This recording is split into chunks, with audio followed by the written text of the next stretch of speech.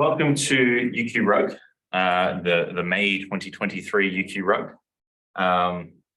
Today, we're going to have a look at sending emails through R. That's the thing I'm going to start with. But before we do, I'll do the standard introduction. I think I'm not seeing too many new names, but we might have some new people. So I will go ahead and introduce what we do here at UQRUG and go through all of that.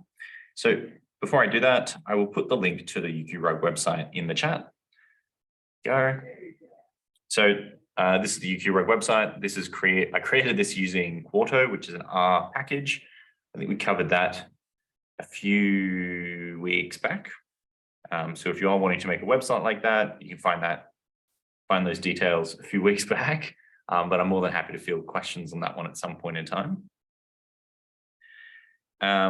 The reason I give that link is because if you go to the top right-hand corner of the UQRUG website, you can see there's like a little document looking button.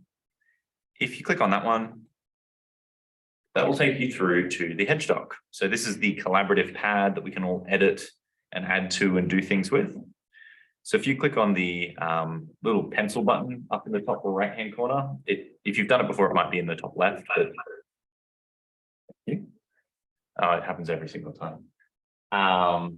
Click on the pencil button up there, and that will allow you to be able to edit the Hedge doc. So it's a collaborative document.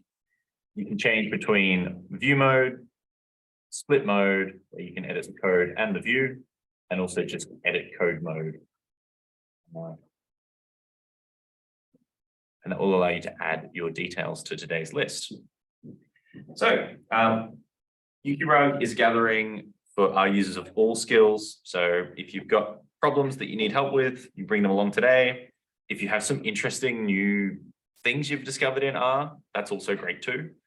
We do have that little share thing at the very start, but I mean, you can share throughout at any point in time. And if you are here just to simply listen to hear what interesting questions people have and what interesting answers come up, that's also great. I like coming along to community events to do that. I don't have questions, but I like to hear what answers people have. So when we meet the last Wednesday of every month, and this is the May session. As some people may have noticed, I wrote March in the mail out, but it's obviously not March, it is May.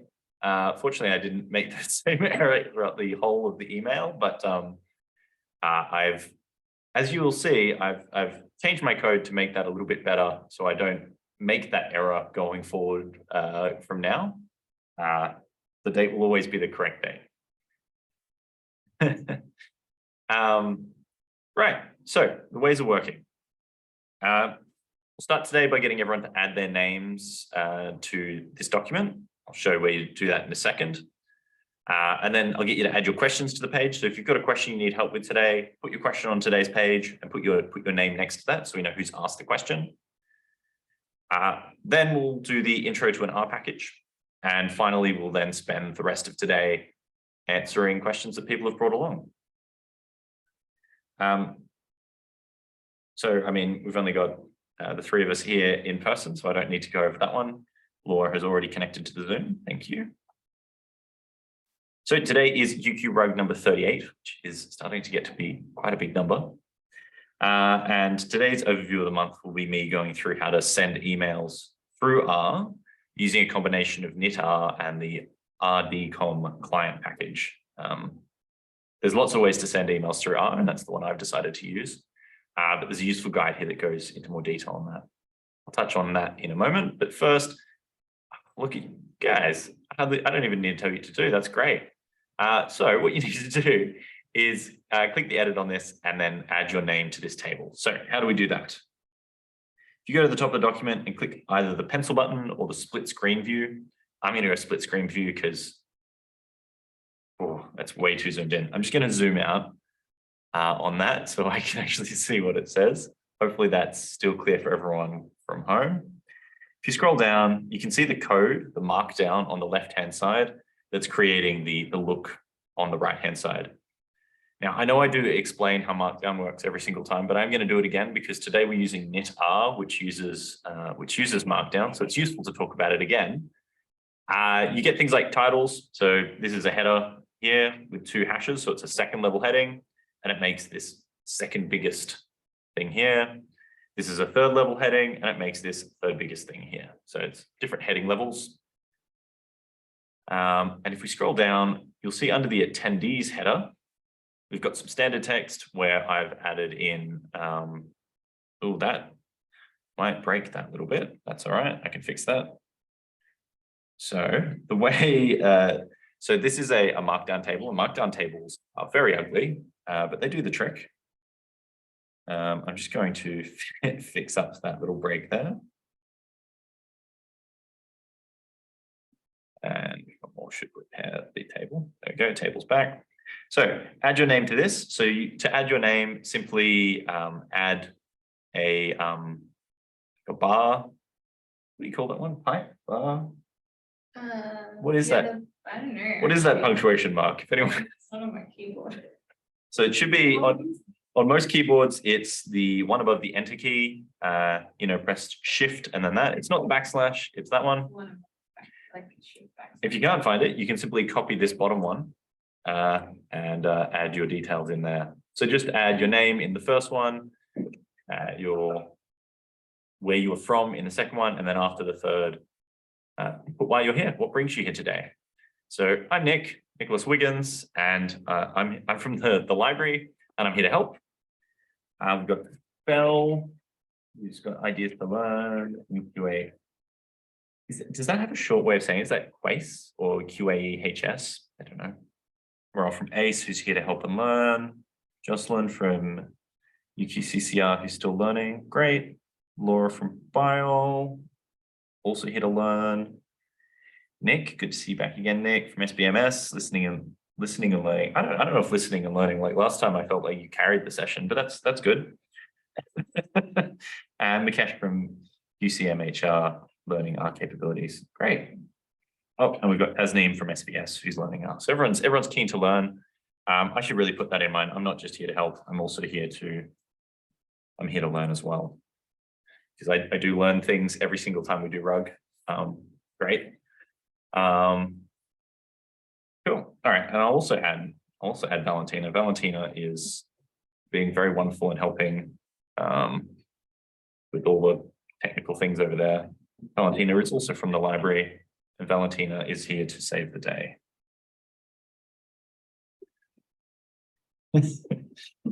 Cool. So it looks like we've got pretty much everyone's added their name to the list. If you haven't, go ahead and do so. If you're having trouble doing so, feel free to reach out for help with that.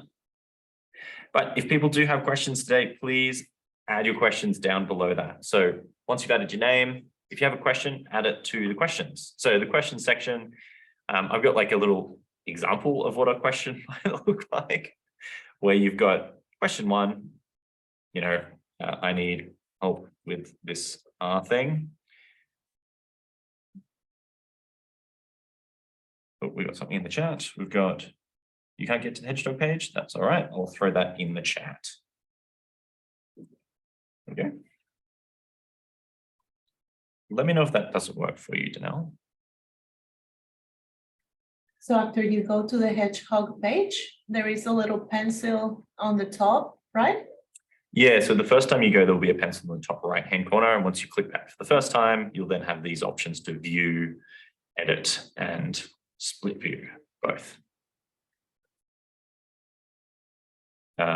Sure we'll see Danelle's name appear shortly. Yeah, so if you have a question, put it in here, put question in there. Ooh, just got another person. Put your name next to it so we know who's asking the question. I mean, there's 2 Nicks, so I will be a bit more specific. Describe your issue, and then if you do have answers for that person, feel free to just start adding them in, even if it's while I'm presenting things. Feel free to add that in there. Yeah, if you've got ideas of the way that person could resolve the issue, just throw that in. Watch this Danelle press tab, and I do the same thing every time I do that. You have to just manually use an arrow key or highlight. It's frustrating, isn't it? Not a fan of markdown tables, but oh well. So yeah, if you've got a suggestion for how to solve the problem, provide an answer there. And if you've got a useful link, throw it in there too. Even if yours doesn't solve the problem, it can help jog people in the right direction and get the thing resolved. it's that kind of, everyone helping out sort of thing. So, and it's also good practice in terms of, looking for solutions and things like that. So it's always interesting to see the different approaches that people have. There might be more than one solution to a problem. So yeah, putting questions there, you can just put it down here, I guess, instead of question 2. So yeah, go ahead and start putting those in if we do have questions. If we don't, today might be a bit more of a me presenting the thing on emails and then a free-form question. Free-form, do whatever, but yeah. Looks like we don't have any specific questions. I might, but it's probably not an easy answer. That's I would put it in there anyway. That's totally fine. If it's a complex one, then it might be a carryover to a consult or something like that. So yeah, if Under Q2. just get rid of Q2 and put yours in there. Yeah. Looks like someone has taken over Q1. So Oh, nice. Love that.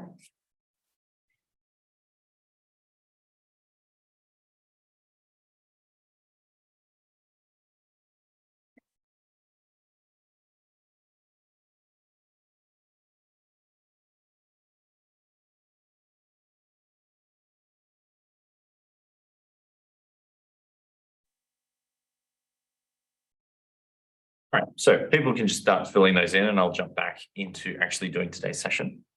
So I love just watching things appear. It's great. Yeah, if you've got questions that are complicated or weird or maybe can't get answers, still bring them up, because there might be someone here who has that weird specific niche area of expertise. We might be able to farm some good ways to approach that thing, and worst case scenario, it's in our heads for next time, or something we can work on over the next few weeks as well. That's what we often do. If we do have issues that can't be resolved here, more than happy for people to reach out to us at the training team. So training@library.uq.edu.au. Yeah, if you do have something that comes up, I have had a few consultations that have come out of UQRUG, but yeah, I can't always solve the problems myself, or Luke or Valentina or anyone else on the team. So yeah. There is a mini otter in your search bar. Yeah, so there's a tiny otter in my search bar. Don't get too distracted by that. I think it's World Otter Day or something like that. And they're trying to show off the AI image creation stuff. Adorable. But we did AI stuff last week. This week is sending emails with R. Now, a few months back, I sent out like a survey asking people what kind of packages you want us to try and cover in the intro, and also if people do want to present their own things. So what I'm going to do is, in the next email I send out to the mailing list, is I'm going to ask people, I'm going to create another form and ask people what they'd like to cover at the start, and also to get more ideas on things that if people do want to do their own presentations at the start. So Luke, as you know, did last month's overview, and I've been doing them, and I'm more than happy to keep doing them. I get to learn something every month. But yeah, I absolutely want everyone else to engage as much as they want to. So yeah, what I'm going to do is, after each rug, probably the week after, I'm going to send a follow-up email, just sharing what we covered, giving links to the things that we did cover, and then also putting out a survey asking what people want to do next month. And then after a couple of weeks, I'll send out the email letting everyone know what we'll be doing next month. So I try not to spam people with emails. So you're now going to be getting 2 UQRUG emails a month. Let me know if that's too much, or if you have any issues with that. But one will be with the details about what's coming up, and another one will be the follow-up email with details and things like that. I got some feedback of people asking for that kind of thing, and I have gotten some people reaching out for the video and stuff like that. So yeah, that's what we're going to aim to do. All right, that's a lot of stuff that I've covered there. Let's have a look at sending emails through R. So this came up because a staff member at UQ asked if there was a way to send emails through R, and I decided to, I both helped them come up with a solution, but also realized that that was something I could use for the UQR user group to send out the emails. So the email that you received last week, I sent that using R. So I'm going to show you the R project that I'm using to do that. So I'm just going to jump into RStudio and show you what I did there. So basically what it does is it uses this RDCOM client package, and this is it's one of those packages that doesn't have the nicest look to it. It's one of those ones that sort of just, it's got a GitHub page and then some other bits and pieces, but it's a little bit it's not as friendly and approachable as things in the tidyverse are. But there's some useful guides out there for using it. And basically what this does is it allows you to interface with Microsoft applications. So that's Excel, Word, PowerPoint, and Outlook. I've only used it for Outlook, but it sounds kind of powerful in terms of doing that. I think you can almost think of it as like an API to interact from within R with those programs. And so what we're going to do today is use it to interact with Outlook. I don't know what happened to my start bar, seems to have disappeared. So let's see if we can get through to, there we go. All right, so I created a new project specifically for today. So this is the original, but I'm not going to show everyone the full mailing list, because the mailing list has everyone's contact details in it, and I'm going to try and keep that as private as I can. So here is the project that I created for creating a mail out. So you can see I'm using a few different packages here.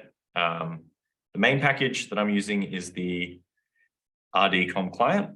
And then I'm also using knitr as one of the other primary packages, but there's things like readr and lubridate and readtext, which I'm using to just pull things in. So they're not the focus of what we're doing today, but they are necessary for the steps that I wanted to include. So basically what this does is I've created some R Markdown files. So if you are familiar with knitr, then you'll be familiar with R Markdown files. And if you're not, well, we actually have a class on Monday on how to use knitr. But I will give you a very brief crash course into what knitr is. So knitr, I'm just going to turn off my dark mode. As much as I like having it on, it does make it a little bit hard to see in presentations.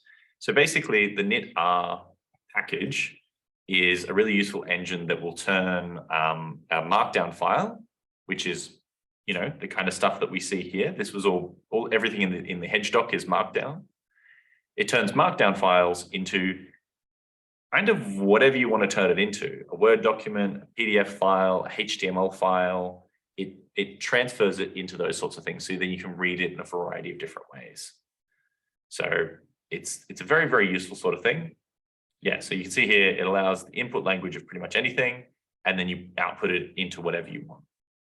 Very, very helpful for creating pretty documents and reports and things like that. And the big advantage is it means that you can have it as part of your R pipeline. So if you want to make like a document from what you've got in R, maybe you've made some graphs and you've got some statistics that you've used, you can write a document in R, in Markdown, and then also output the graphs and the figures directly into that. And if you need to update something, you just tweak it in R, and that flows through the rest of the pipeline. So what I've got here is I've got two Markdown files and then my script. The Markdown files are the email body, as you can see at the top here, and then my email signature, and then the script. So let's have a look at the email body. So this is a Markdown file. And basically you tell it what kind of document you're wanting to turn it into and the font you want to use.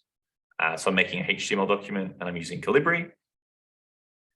Now, this little setup part here is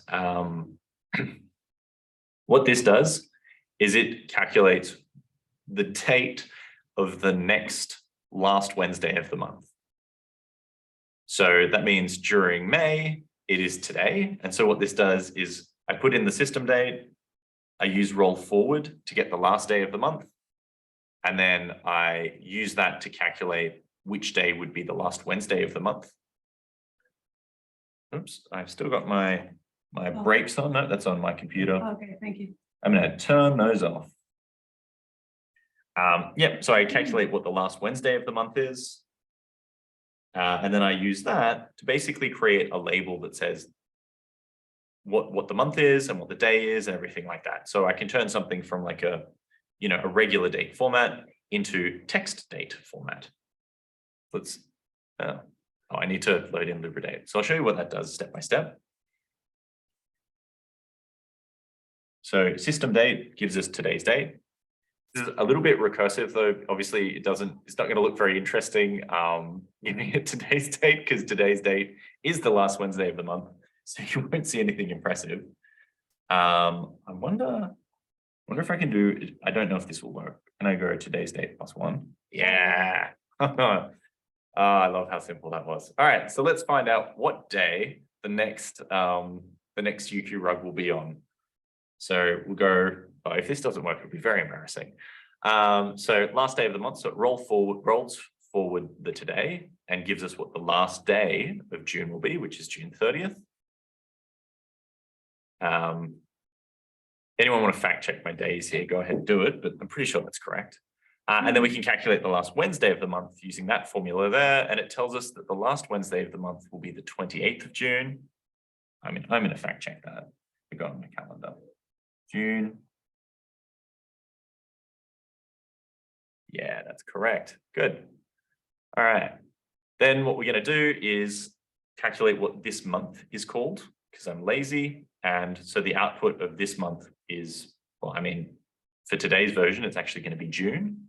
So if I run that, Control Enter, we can see it's June. And then I can then get what day this month will be. So if I run this one, what that does is that spells out the full date. So Wednesday, 28th of June. And then I can also get the specific day, which just gives me this day, which is Wednesday, 28th.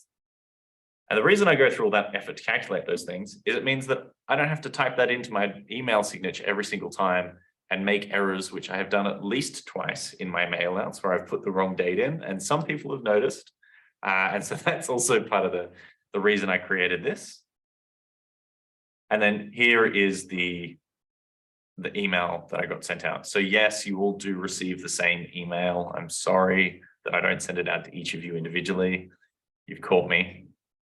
But you can see here it says, I hope you're all well and are ready for the this month UQRUG on this day month. So that'll say this month will be for the June UQRUG on Wednesday, 28th of June. Are you guys here for UQRUG? That's right. So can I personalize it? So probably, and I haven't got to that point yet. So I've got a mailing list. When you get added to the mailing list, I've got your first names and your last names and your email address that you sent through to me. And so probably I could probably set something up to do that. I haven't done that yet. That is actually an aim of mine, but it's not a super high priority in terms of the things I've been needing to do. With pipe text? With pipe text? Pipe text. Pipe text. Pipe text. It's like you will put a placeholder, like a name, and pipe text will pipe that into text. Yeah, I think I can do that. I'll need to figure out how to make it so that, like at the moment, what I do is I just send out a bulk email, and it's like everyone is all in the same BCC field. Yeah. Whereas to give everyone a custom name in the email output, I would have to send out one email each. At the time. Oh, At a time. Okay, got it. Based Sorry. on my understanding. Yeah, yeah. Like, I don't know, maybe there's a different way of doing it, but I'll have to learn more things. We can try Which, yeah. in the team. You can spam me. Yeah. So we'll try and do that. That I don't know when or if they'll get done, but you know, the thing with coding is like sometimes it's good to have like an MVP, a minimum viable product, and this works. And I'm happy with that. And then we can perfect it from there. I can often fall victim to that sort of, you know, it needs to be perfect, and then I never get it done. And so, yeah, you know, it doesn't have to always be perfect. Some things do have to be as good as you can get them, but yeah, this is one of those ones that, yeah, I think I can incrementally improve this, and that's something I want to do. You can see here's just more details. Then I've got like links to the things we've got in there. There's not really anything that's improved by this being through that, except for the dates, really. Yeah, and so that text gets turned into a HTML file that will then get inputted into R and sent out. Then I have the signature. Signature is pretty straightforward. It's just the UQRUG image followed by the stuff that's at the bottom of the signature. So, I'm going to remove that plus, otherwise it's going to break every time I send out. That would have been bad. Okay, so I'll load in the packages that we're using today. I'm going to clear the environment because we don't want June, we want May. So this is the same thing that you saw in the email body section, except this is to create a thing that says UQRUG 31st of May, so that next time I send out the email, I don't accidentally put 31st of March. The title, the subject of the email is now going to be procedurally generated each month, so I don't make that same problem. Is it showing May instead of June? Oh, so this is real. So this is today's one. Ah, sorry. Yeah, Okay. so I removed the plus at the start there. So this is no longer June. This is just, if I were to do this tomorrow, it would say the 28th of June. And that will be the email thing. So to set up the email body, I knit the RMD file to HTML. Then I read it into R. And then I convert what it's read into there into a single string of text. So if I run this, you can see it's brought in that full document, and it's like a complex HTML document, but then I just convert it using paste to just being a single very long string of HTML code. And that HTML code is going to build our email. I then do the same thing for the signature. So that's the same stuff there. Oops. So used to doing this with a mouse. Which package was this one? You want to? Oh, I don't know. So the packages being used here are the knit HTML, that's knit-r. Yeah. So it's knitting the document, and then the read lines is the that's read text. So that's the read text package. Yes. So it converts it from like quite a complex like HTML style. I think it'd be like some sort of XML like thing to a simple string, which is a lot easier to parse.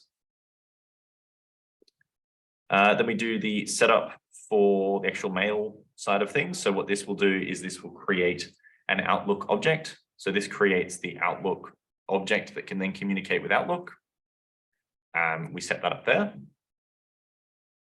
I then create a path to the UQRUG MSG message file. So that's like a calendar item. So it's like a ICS. So actually, that's something I wanted to check. Did everyone receive it should have like a MS, like everyone got the calendar invite when I sent it out? It worked for me, but you never know what is going to happen on things like that. Yeah, we got a yes in the comments, and Danelle didn't have to make her own. Now that's confusing and frustrating. Okay, I might try using an ICS file instead of a .message file. Yeah, I'm not sure. Some people would and wouldn't. Mail clients are weird. So that gets the path to the attachment. Oh, but it's, yeah, it's an attachment, not a, yeah. Does Danielle know it would be I that as got an it as a attachment? mess. Wait, hold on. This is how it is. Yeah, yeah. So if you open that, it will then add it to your calendar. No, I got it as a message, not as a calendar item. And in your message, do you have an Are you able to attachment? save that to your calendar? Okay, I might try sending it out as an ICS file instead. Maybe something is, and Danelle's just didn't have an attachment. All right, I'll change it to ICS. It says Outlook item, and then when I open it, it looks a lot like an email rather than a. Yeah, it's an email message, not a Okay. calendar item. I'll change it to an ICS file. I know you're working on Outlook. Yeah. Oh, Hmm. okay, interesting, sorry. Okay. Yeah, that's good to know. So in that process, the email object has been created. We create the path to the attachment. So yeah, I had a lot of frustration with the attachment. It really didn't want to cooperate. But anyway, got it mostly working, it seems, in the end. And then we prepare the email. So there's I've got like a work Gmail account that I made for testing purposes. I put that in the to field. And then I use the UQRUG day. So that's this thing up here where I create, it'll say the subject thing that I created. So that way I don't have to accidentally call May, March ever again. So that adds that as the subject. And then I paste both the body knitted document and then the signature into the body, add the attachment, and then I can now send that as an email. So if I run the display, it'll actually open up Outlook and show me what it'll look like when I send it. So here it is. This is what it's generated for me. And I do this to test to make sure it's actually doing the right stuff before I send it. And that looks good. And I'm just going to go back to here. And then if I run this last line, it will send the email. And so now you can see it says true, and I successfully sent the email. So what I did for everybody who's in the UQRUG mailing list is basically, instead of my email address there, I put all of yours. And instead of in the to field, I put it as a BCC. That way you don't have this big, huge, long spammed email address list coming through. Now, the mailing list itself is actually curated through a separate project file that I have. Stefan put that all together. And so I have to interpret his code and adopt it. So that's why good comments are important. And Stefan had good comments in there, so I was able to figure out what it did. And now what I want to do is set it up so that they pipeline directly into each other, and there's even less fiddling around. So yeah, that's pretty much the process of sending emails through R. Now, you will have noticed a couple of things. All of this is very Outlook focused. So realistically, all this is doing is it's sending stuff to Outlook for Outlook to then send for me. So whether or not you could describe that as sending emails through R is something that's up for debate, but this is just one approach. So this is using this specific package, which I think has a lot of other potential uses to it beyond just sending emails through R. But there are heaps and heaps of different packages that you can use. So I found this really useful guide when hunting around for things. So this goes into detail about how to, dark mode's not too bad on this website actually. How to send emails from Outlook using this particular package. This goes through pretty much the same steps that we've looked at today, except instead of a complicated knit-r subject email, you just type in some text. And it's got all the details, but you can see on the left-hand side here, it's got lots of other approaches. So you could use, if you've got your own SMTP server, you can use send mailer, Blastula, emaily. You've got one for sending emails out through Gmail called Gmailer. There's a Mailtrap API, there's Gmailer can also be used. There's a lot of different approaches that you could use sending emails out through R. Today, I just showed you Outlook because UQ were very Microsoft heavy in terms of a lot of the approaches we have. Yeah. And so that's the one that worked best for me. But what works best for you depends on, how you need to send emails. So if you have your own SMTP server, then these would be a good approach. If you're using Gmail, that would be a good approach. And if you're using Outlook, that's a good approach. So this is something that you could all utilize if it makes sense to do so. I think there's definitely a lot of fiddling and messing around to get it working. But if you're doing a very simple email, then it's not so fiddly. But I'm actually going to keep using this because it means that I'm not going to make those typos that I do. And it means I can also pipeline it into the full mailing list. It's also really helped me learn a lot more about how to use R. Do you have to have Outlook open for these to function? Ooh, I think you do. I think you do have to have Outlook open. I'll close Outlook and we'll try that. I'll just spam myself with lots of emails.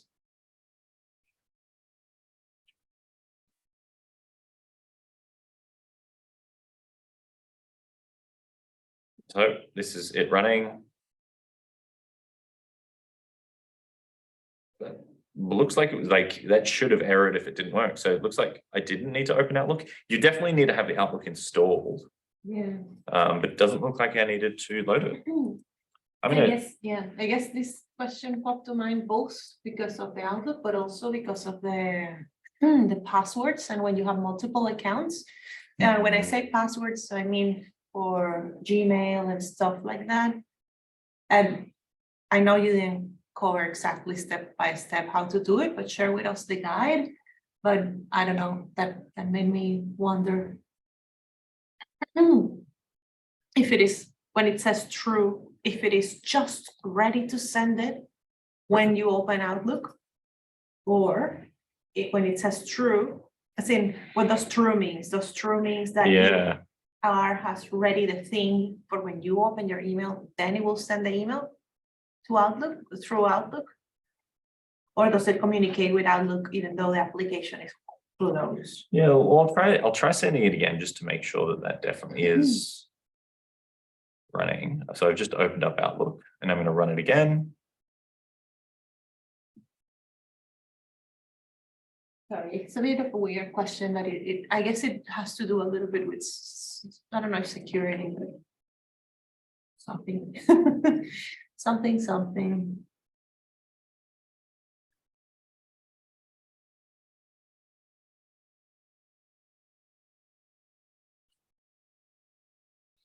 I think that may have been unsuccessful. Oh no, there we go. We've got it from 0 minutes ago. Got it from another 0 minutes ago. So no, you do have to have Outlook open for it to send.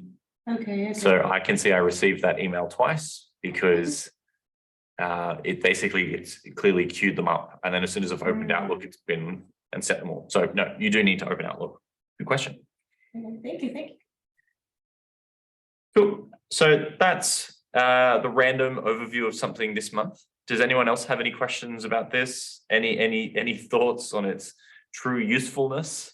I guess the only thing tricky that I've managed to do in Outlook that maybe might be easier without, I don't know, it would be maybe mail merge style stuff. Maybe it's easier to do that in R. It's hard to do it probably anywhere, but it's been a while since I had to do a mail merge. Yeah. What have you needed to do? Just I think you have a list of people you need to email, and then bulk send out a whole bunch of emails in what's called a mail merge. Yeah, that's effectively what I've set up there, is to do a mail merge. I currently don't have it customized to each individual user, but I'm sure that I could have this as a variable thing here and have the email I think the way I'd set it up is, yeah, so you've got it pulls the information of the first name and also pulls the email from the CSV file and then filters that in. And that way, yeah, that would do the equivalent of what a mail merge does, where you've got individualized things. Yeah. Yeah. Oh, hey, we have a question. I know the tree has questions. Yeah, Danielle, that's exactly right. I mean, that's a lot of the things we run into in R is like, it's a little bit fiddly setting it up, but it's useful when you have to do things again and again and again. And so this is one of those instances where it is useful, I think. But yeah, it's saving us. It's one of those things where you can, it's that toss up between like, if I spend all this time doing this thing, is it actually going to save me more time than it took me to do? And I'm sure we've all run into issues there where we're like, yeah, instead of doing that 10 times, I'm going to set up something to automate it once, and you spend hours trying to get it working and it's fiddly and frustrating. And you don't actually save any time. But I like to think you learn something when you do that. I know I do. But in this one, because I have to send out this email every single month, and you know, if someone else takes over from me, they'll have to be sending out these emails. So having this automated, I think, does improve that. And yeah, I definitely learned some interesting things about using R. So yeah. If no one else has any other questions, I'll just reiterate that I'm going to be sending out that survey, an R-based survey, asking people what they'd like us to cover. We might run out of things eventually, but you know, there's tens of thousands of packages in R, so I don't think we will.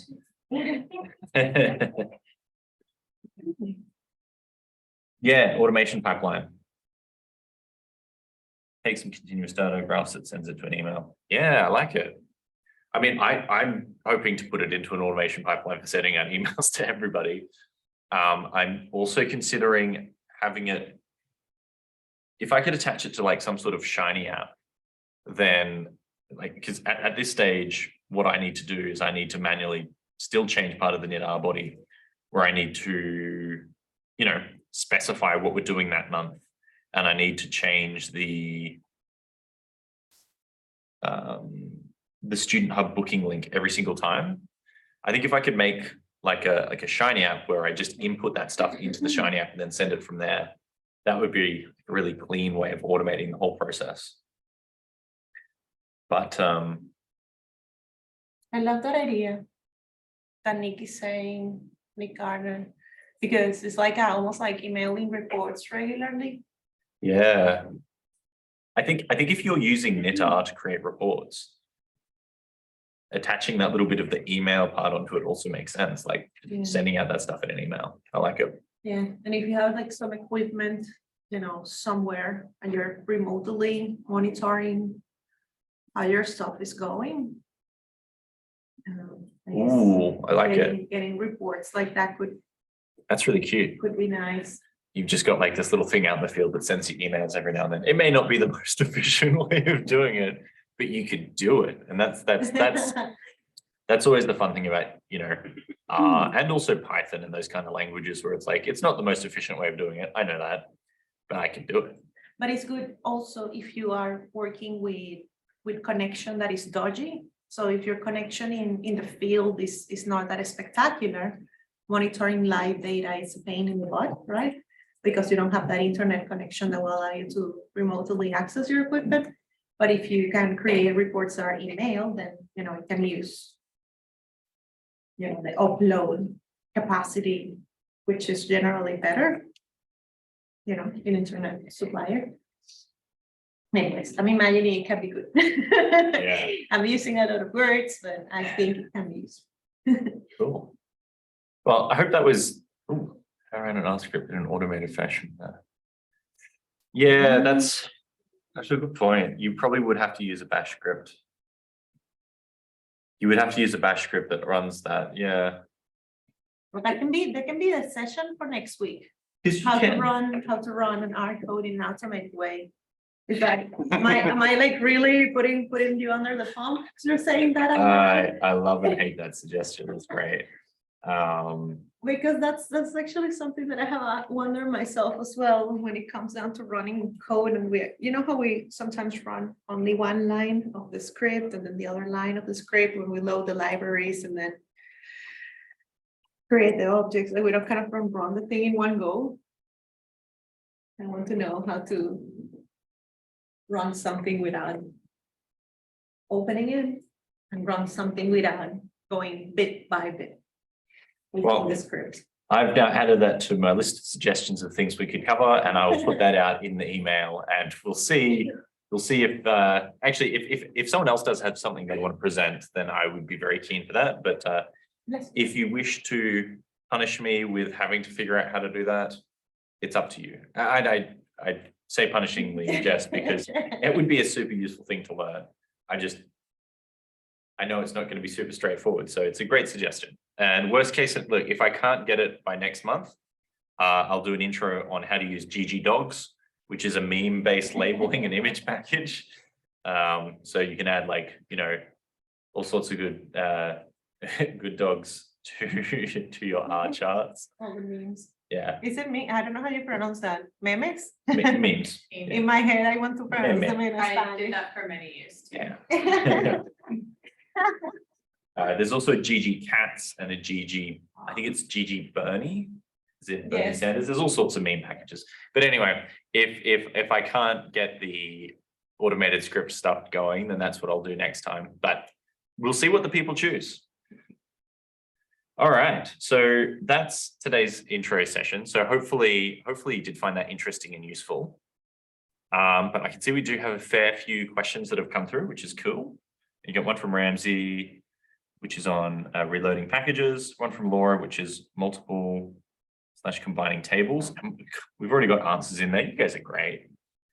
We've got a question, what is HedgeDoc?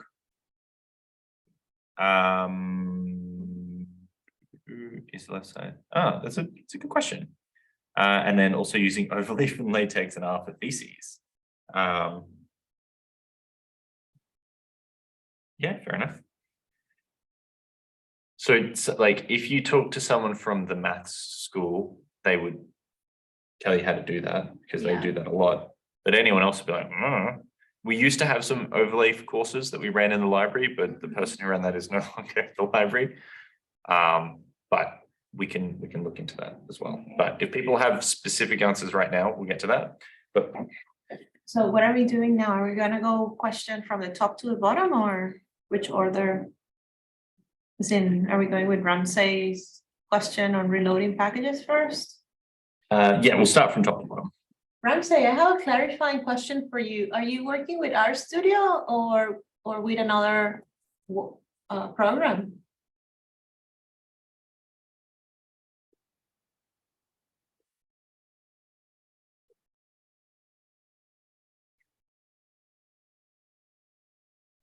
Right, so I'll go up to that. Just having a look at the task scheduler as a way of automating processes. See Ramsey here. Is he gone? Who did have this first question about Says Ramsey. easy way to reload packages? Are you still in the room? Okay. So what was the question? Do you have RStudio? Are you working with another? Yeah, RStudio. Okay. Okay, so we have an answer from Nick G, but he is using or in my understanding from what I'm reading is that it's for RGUI, not for RStudio. So.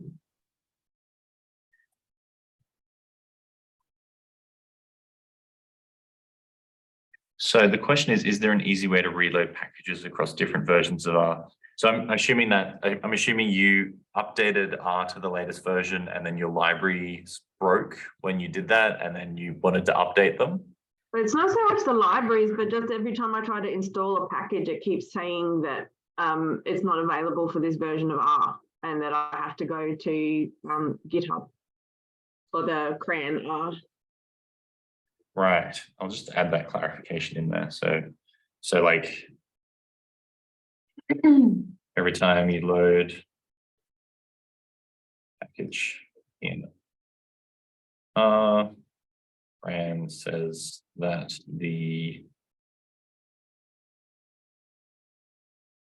there isn't a version.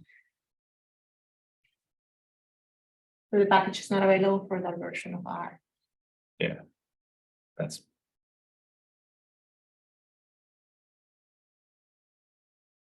So that's the issue you're getting.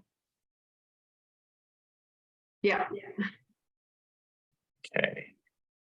So It's in RStudio. I don't know if that's.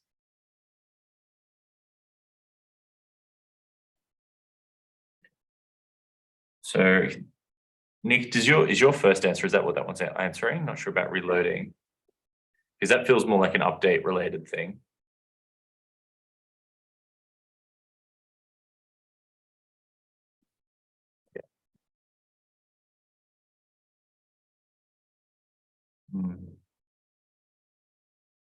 Because install R is basically used to update R on your computer. So I think that may have been answering a slightly different question. I'm not sure.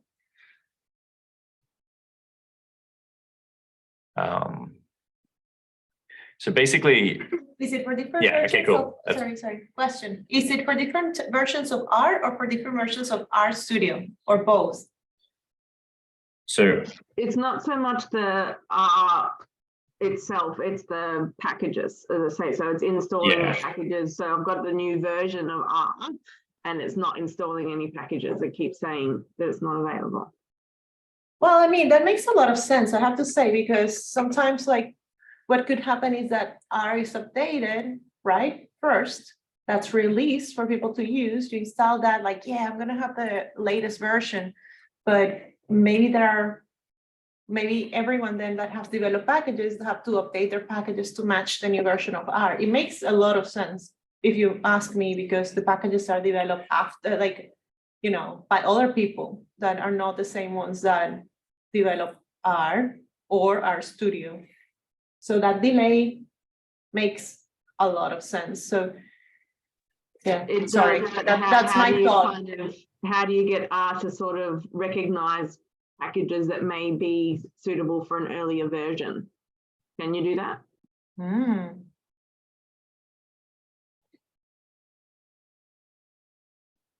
That's a good question. Let's see.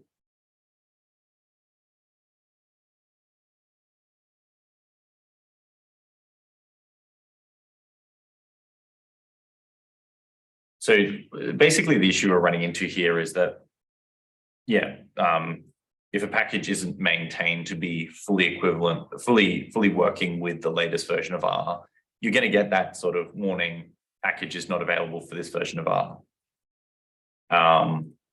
And that often means that you have to do a special kind of installation as Nick has provided there. So effectively the issue is that you need to, like, if you've got an old package that isn't currently being maintained and kept alive, that's exactly what's going to happen. So if you try to go install, I don't know, ggplot2, you're not going to get that issue because it's a very active community and it's being kept up to date with the latest version of R. If you've got something like RDCOM client, which, as I was saying before, is a bit of an old one, you need to tell R, hey, I need to get it from this repository, and just go ahead and install it. So did it work when you used the code that Nick provided there to install RDCOM client? I haven't tried it yet. Cool. Give that a crack. That should work. It's just an issue that it may not work in this current version of R, but it probably will. It's just R trying to make sure that you're not installing something that's not compatible anymore, because they haven't said it's compatible. It's definitely the case if you install like much older things, they may not be compatible and it might not work. And that's where you have to get really awkward and fiddly and install an older version of R, which are available online. You can get much older versions of R, but obviously they come with bugs and issues and things like that. Yeah, that one worked fine. Thank you. Cool. Yeah. So that is something that does often come up when you start using packages that aren't your standard run-of-the-mill packages. So for example, if I go to RStudio, if I go to try and install something, if I'm installing it from the the comprehensive R archive network. You know, if I search for ggplot2, that's there and I'll be able to install it. But if I search for DCOM client, that's not there because CRANS no longer has it in their repository. And so that's where you need to instead use a install packages that then tells it, hey, the repo is actually coming from omegahat.net. And that's where you're starting to get into the more into the wild west of R packages. You're not in the They will support it. yeah, you're not in the well-protected FRAN repository ecosystem. You're getting out of that. And like anyone can make their own packages. I could make a package and put it online and let people download it and install it and do the same thing. And that's what these people at Omega have done. So yeah, and it's an old package. I'm pretty sure I gave a link to it. Where is it? Here it is. When was it last updated? So yeah, it was, I mean, actually updated fairly recently, a year ago. But yeah, so it's not the most well-maintained thing. And so yeah, you're going to run into issues like that, but it works. You just have to push around to get it installed. But no, good question. I'm glad you brought that up. And thank you, Nick, as well for trying to address the question, because that helped us at least, like explore that idea as well. Yeah, actually on that point, installer is a very handy package. If you've ever fiddled with trying to install both RStudio and R, installer can be a useful way of updating R directly through things. But yeah, it's just another way of approaching things. Cool. Thank you, Danelle. Thank you, Nick. Yeah. All right, next question we came up was multiple combining tables with LoRa, and this is the question that you said may be unanswerable, but it looks like there's some answers in there. Yeah. Do you want to read out yours? I'm happy to drive, but if you want to say Sure, if people can hear me, I'm not sure. So essentially, I'm just trying to make a table in R instead of in Word, because I'm getting a bit sick of Word, of like socio-demographic factors. And so I've got like 6 different ones. And so there's like the variables, so gender or state or age, and then the number, and then the percentage of, but it's from a survey data. So, and then I want to put it all in one table. I'm using cable extra, and yeah, I guess have each variable with the categories as kind of tables or groups in the table. That's like, yeah, kind of pasted together. So it's a single table with the 6 different variables and then categories in there, if that makes sense. And I had tried Rbind to combine them into a single data frame, which I think was what was suggested. But I think I would have then had to, yeah, like rename all the variables. I'm not sure. So I might try that approach. And then, yeah, use pack rows, which was what I had explored a little bit to try to get it to do the grouping. Yeah.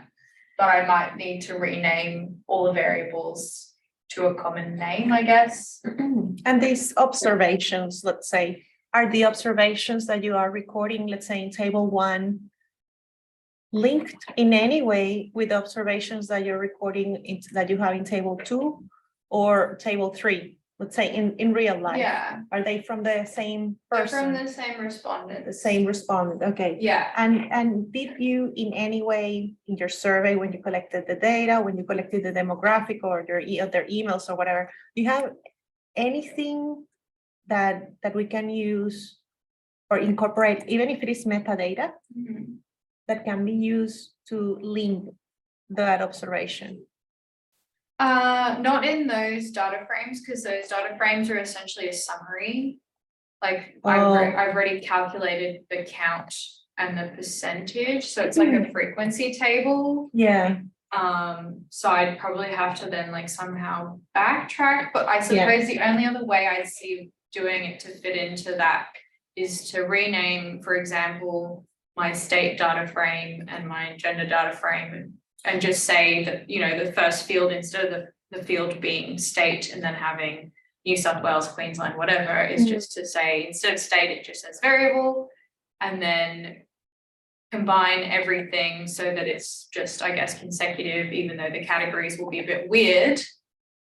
And then, yeah, do the thing where it's got a header and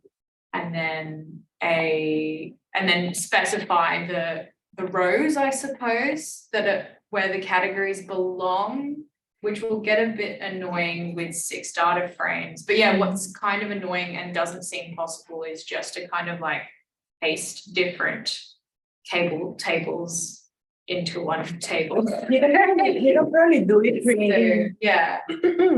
I mean, it depends what outcome do you want. Ideally, I would do what you mentioned before, which is like go back a couple of steps. Yeah. And use your unique identifier to merge the 3 tables, because that way you can somehow, and that's in general when you're merging tables, right? Like you can let it read that and merge all of them based on your first variable, which would be ID, participant ID or something. Yeah. This another option that you can do is add an extra column to all of your tables, right? And then give them a code. Let's say that you have, I don't know, 10 observations in each of your tables. So on your first table will be from 1 to 10. On your second table could be from 11 to 20. On your third table can be from 21 to 30. And then you merge everything based on that one.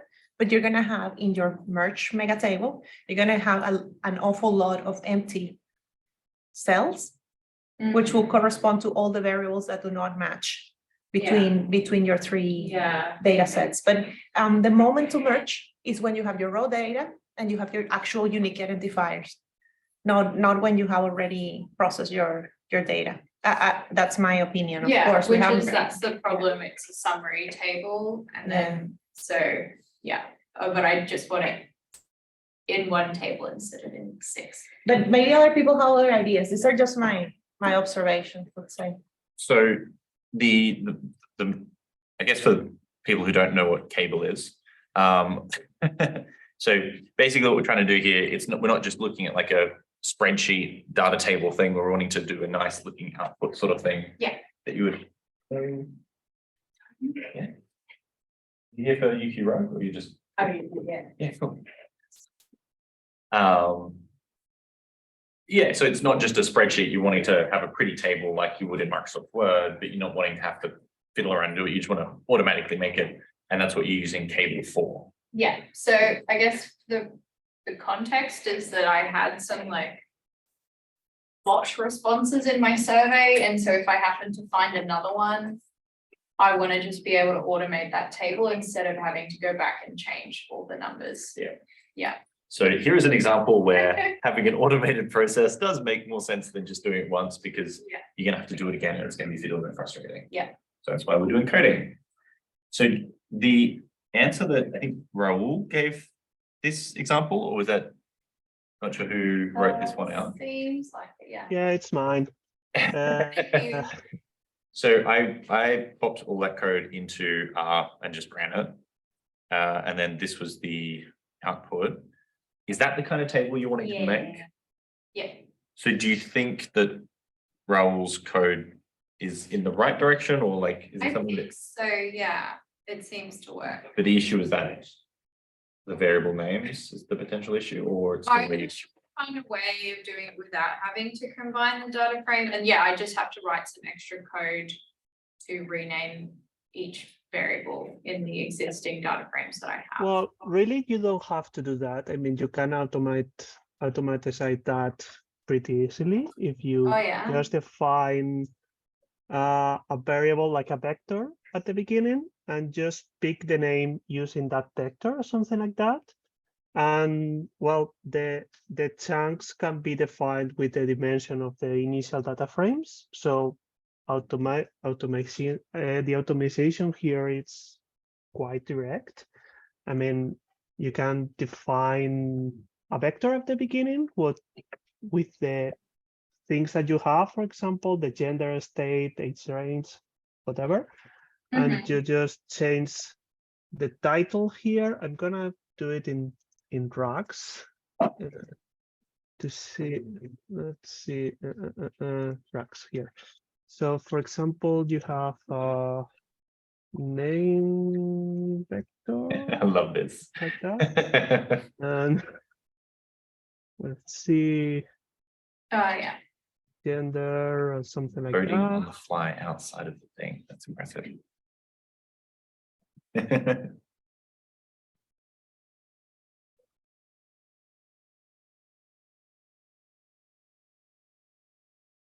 So you just define this as a name vector 1, for example, or you just write a function to just change this background, so something like that.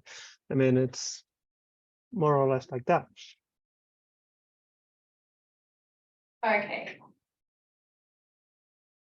And to see from where to where you can just play with the dimension of these data frames, and I don't know, it's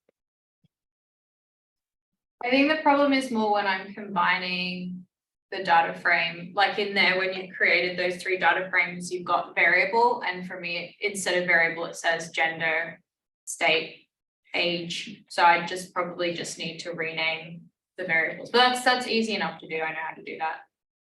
yeah, well, oh, you mean the first line right there? Yes, I don't know how to change that. Because otherwise I would end up with like the number and the percentage and then like 5 You're doing it now. columns. Yeah, it's gonna break it. That's gonna create. Yeah, that's gonna break the code, yeah. Yeah. Because you need a common thing to just bind to the do the To code populate, together. yeah. No, I'm intentionally breaking it. Just to Sorry. there we go. There's the issue there. Names do not match previous names. So what we need to do is just do a transformation on each of these individual data frames before we combine them together. Yeah. So you just need to rename the columns to be consistent, and then you can just pop them all together. Yeah. So it's what you are thinking of doing, but doing it after, right? Instead of before. Yeah, I just need to modify my data frame so that they can be combined.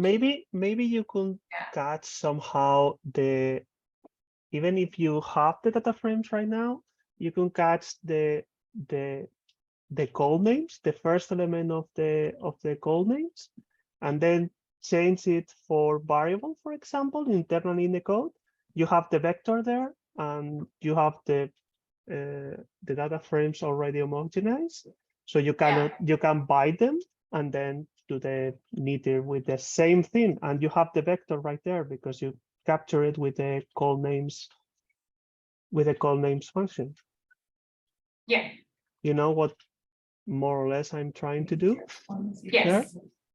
So is that doing a transformation as you do the R bind? Is that what you're saying? No, first you capture all the call names. You pick every first element of the call names and you do a vector with that. Then change all the first elements for variable in every data frame. You have the vector for the vector with the variables right there with the first element of that you pick before. Yeah. You know, it's like a way around that, but well, you have to first pick the call name somehow, of these 3 data frames, and then that first call name will be the name vector. And then change in the data frames the first call name to variable, combine them, and then do the table arrangement with cable. Yeah, so that you don't lose which variable is what. Yeah, exactly. Name vector. Yeah, that makes sense. But yeah, you still need to change it so that it just says variable. Yeah, but you can do it in coding inside, and Yeah, well, it's more or less automatized. cool, Cool, Nice. brilliant. yeah, well, that seems to work, that's good. If you want to play with that now, and let us know how you go. It's always cool to see people get the resolution and see it actually work. And also if or when you run into some sort of issue with it, feel free to bring it back up to us. Brilliant. Thank you, Raul. That's some useful code there. No Everyone worries. can grab. All right, looks like we've got question 3. What is the hedgehog environment? All right, I guess I can take this one. So the hedgehog environment, so hedgehog is just like an online platform that you can use to share code and documents and things like that. So it's just a very simple online interface. It's something that Stefan, who one of our colleagues who's not working at the library at the moment, who he was a big fan of, and so I just kept using. Basically, anyone can use hedgehog. Actually, I'll open up an incognito window and open it up there. So yeah, it's basically a way of writing and sharing Markdown. That's all it is. You can sign in to make accounts, and like save them all together, and that's why you could see all of mine all saved together. But it's just useful because anyone can interact with it and add stuff to it. And if you want to make your own note, simply go to demo.hedgehog.org, click this button up in the top right, new guest note, and then you make your own hedgehog note, and that's it. And so that you can then add Markdown into there. So you could go, this is my hedgehog. This is a second level heading. You go bold text. Alex. And then add stuff in there, and you can go, hey, add R code. Yeah, this is R code and stuff like that. So it means that you can very quickly share a Markdown document like this, and it's useful for our purposes because I can copy this link, I can put this into the chat, and I can now share it with everyone, and everyone can come in and add things to the Markdown that I'm currently playing with. And we use that for UQRUG so that people like Raul can very quickly add stuff to it that we can all then see and benefit from. And yeah, edit on the fly. Obviously, we could use something like, I don't know, Google Docs or something like that. It does the same thing, but we're outside the Google ecosystem here. And, we're in open source territory where people can do anything. That obviously the upside with Google Docs is that, you don't have to know how to type Markdown. But the upside with this one is you're learning how to type Markdown by doing this one. And, it's a bit more customizable and things like that. And there's also obviously no login wall as well. So yeah, that's why we use it. Is it like, sorry, Nick, is it like integrating the knit-r package? So knit-r uses Markdown. Markdown is a language that gets used in a lot of different places. So for example, if you ever go to GitHub and look at like the README section on that, that's a Markdown file. So let me just open up GitHub. Let's get an example of that. Pretty sure our page has some Markdown on the front of it. So if I scroll down through this is the UQ library technology training. So you can see that the README here that has the details about it is a readme.md, MD for Markdown. So this is a Markdown file. So Markdown is a form of markup language, and it's called Markdown because it's a very simplified markup language. Another example of a markup language is HTML. The M in HTML is markup, but HTML is a much more complicated, well, not super complicated, but it's a more complicated markup language. You've got like all the tags and the complicated bits of code in there. Whereas Markdown, I mean, you've got some hashes, you've got some asterisks. It's a very simple markup language. And the advantage of Markdown is that even though this is code, you can, for the most part, except for like links get a little bit messy, but links are messy. For the most part, you can read it. You know, it's not some complicated bit of code. Once you know what it looks like, you can quite easily see what's going on in there. And so that's the advantage of Markdown, and HedgeDoc just happens to use Markdown. And so does Knitter. So that's the connection there. They both use Markdown. A big benefit for me in that we're using Markdown on HedgeDoc is I can copy the stuff directly from HedgeDoc, put it into Knitter, and create outputs from Knitter with that.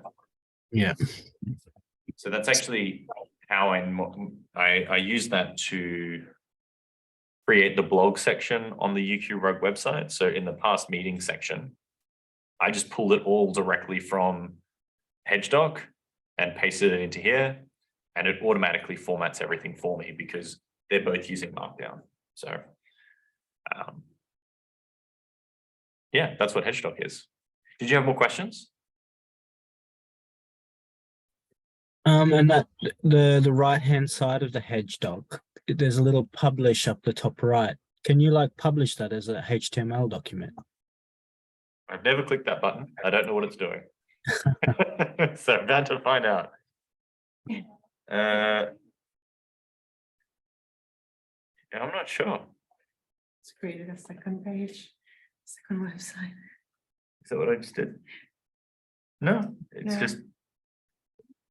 I'm not sure what that does exactly. It must just. Oh, it might. So what it did is it took me to the non-editing version of this site. So this is the viewable version, whereas we're all sitting inside the editing version. It's just a slightly different look. Would it be like it's like an autosave that is always on, but then when you press that, it's like save, and then it puts it in the website, and the other one is like constantly publishing, but like, you know, at its own pace. Yeah. I guess this is probably a nicer page to send to people if you want them to look at stuff, but not necessarily edit. Oh yeah. Whereas this is, you know, if someone comes to this, they're like, oh, what's this do? And then they get scared because it looks like code. Oh, yeah, I see what you're saying. Cool. So that I think that's all the difference is, but I'm not certain. I've not really played with it too much. I've just really used it for the editing purposes. That's very cool. A resource that I do want to share is GitHub has a good Markdown guide. I'll just see if I can find it. I think this is it.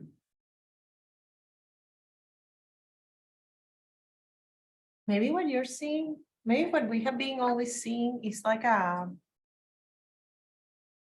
non-published version. Yeah, we've just been playing with the non-published, I think. As in always. Sure. I don't know. All right, so this is the GitHub page that has details about Markdown. So I'm just gonna again turn dark mode off because that looks terrible.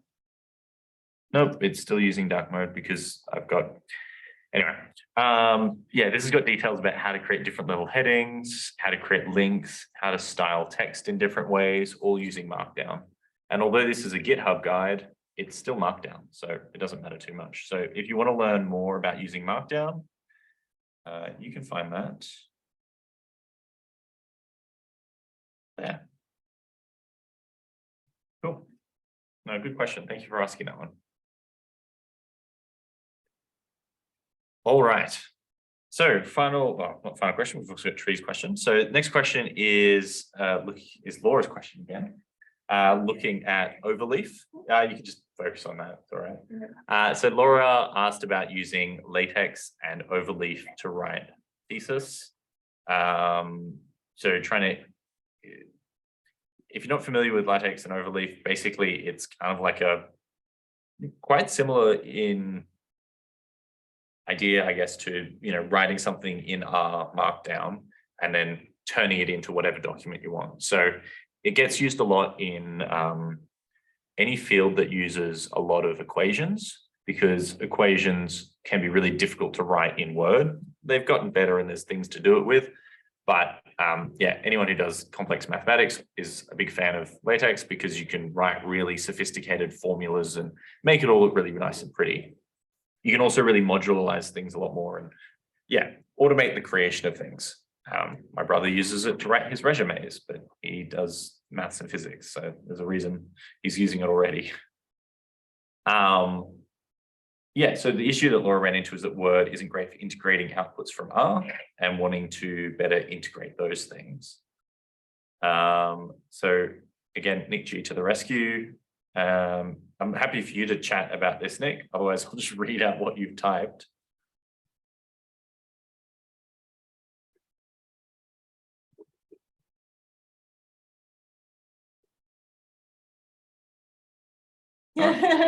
Reading out is okay. Keep talking, Nick, keep talking. All right. You don't get to rest, no.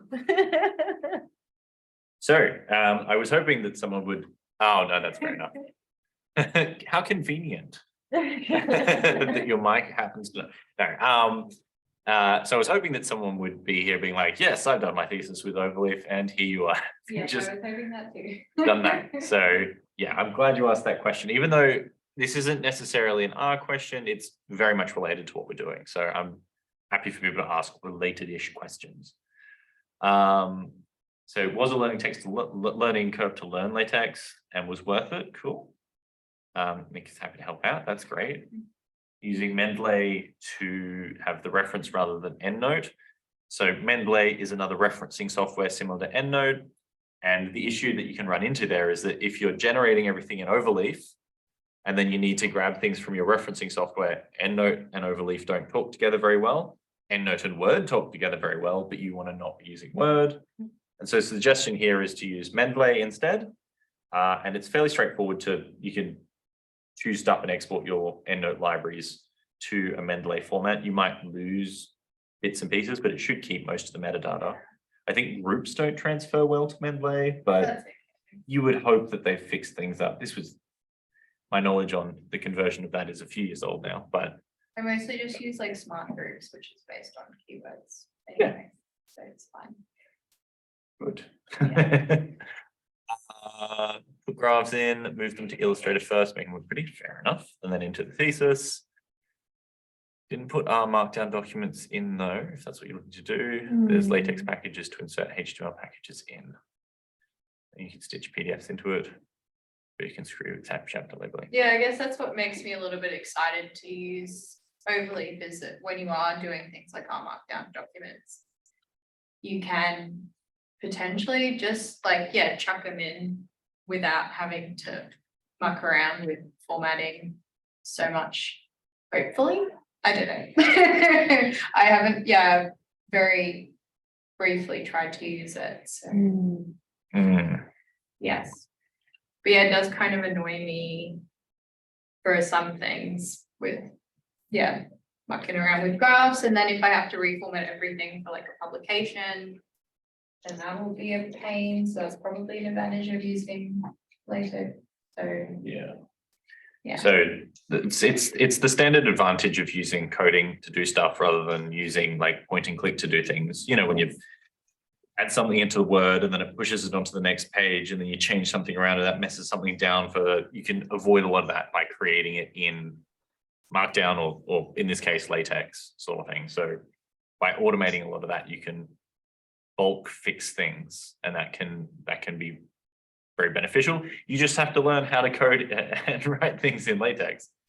We've got some guides online for doing that though. Yeah, I think if my mic is working, I'm happy to answer any questions on that, but I think you went over it pretty well. Yeah. I'm happy with that. Cool. So I'll sign you up to do an overview of that next month.